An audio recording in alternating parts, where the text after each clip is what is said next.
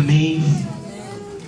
Mergulhando nas águas do Espírito. Eu tenho uma palavra profética para a tua vida. A verdadeira palavra profética, ou a verdadeira profecia, ela exorta, edifica e consola. Amém. Escute, olha o que ele disse. Ele me levou até o templo. Ezequiel, ele estava tendo uma visão. O que era o templo outrora construído por Salomão? Era um lugar onde o homem adorava a Deus e oferecia sacrifícios ao Senhor. Em primeiro lugar, eu quero dizer a você algumas coisas sobre esse templo. Este templo estava dividido em 3 partes. A primeira parte o Senhor chamou de átrio. A segunda parte de santo lugar. E a terceira parte do templo, aonde havia um véu que impedia o homem de atravessar, se chamava Santo dos Santos.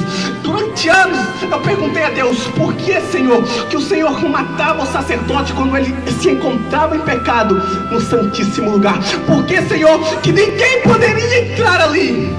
E o Senhor respondeu para mim: porque era um lugar santo. E com o passar dos anos, o Espírito Santo foi moldando o meu caráter e me ensinou algumas coisas sobre o templo. Na verdade, a primeira e a segunda parte representam a terra e o mar, os 2 lugares aonde o homem pode ir. Diga para a pessoa que está do seu lado: a terra e o mar, o átrio e o santo lugar, os 2 lugares aonde o homem poderia entrar. Mas o terceiro lugar estava vetado, a presença do Espírito Santo de Deus. E segundo Flávio José, representava os céus. Por isso que o homem que se atrevesse a atravessar aquela cortina em pecado seria fulminado pelo Espírito Santo de Deus. Uma das maiores controvérsias do ministério de Cristo para os judeus foi aquela frase a qual ele disse: eu destruirei esse templo e depois de 3 dias voltarei a reedificá-lo. Os judeus rasgam as suas vestes, os sacerdotes Caifás, e diz: blasfêmia, pecastes contra os céus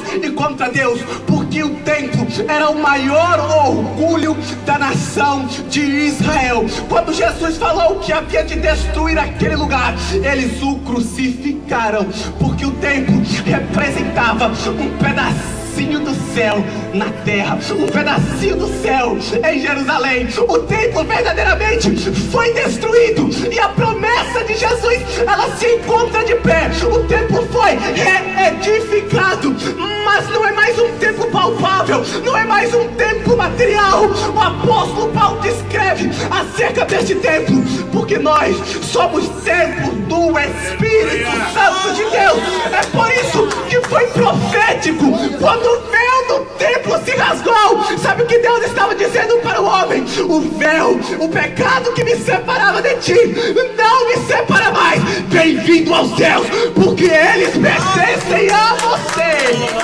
Você aceitou o Senhor Jesus, você teve uma experiência única, você começou a caminhada cristã. E o maior problema é que existem pessoas que os anos se passaram, o tempo se passou e as águas ainda não saíram dos arqueiros. Já aceitou Jesus, tem conhecimento do Evangelho de Cristo, mas as atitudes, a maneira de pensar é a mesma.